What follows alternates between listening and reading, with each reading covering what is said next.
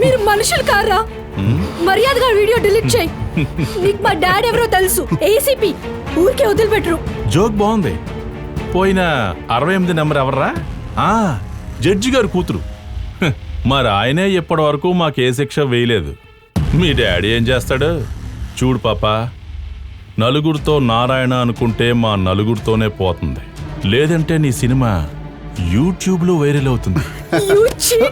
ఎంత మోసం చేసావు, ఎంతలా నమ్మించావు. ఇంత మోసం చేస్తావా నన్ను? ఎంజాయ్ చేయమంటే ఏడుస్తావేంటి? మేమైతే నీ ఒక్కదాంతోనే, అదే నువ్వైతే మా నలుగురితో ఎంత మజాగా ఉంటుందో తెలుసా?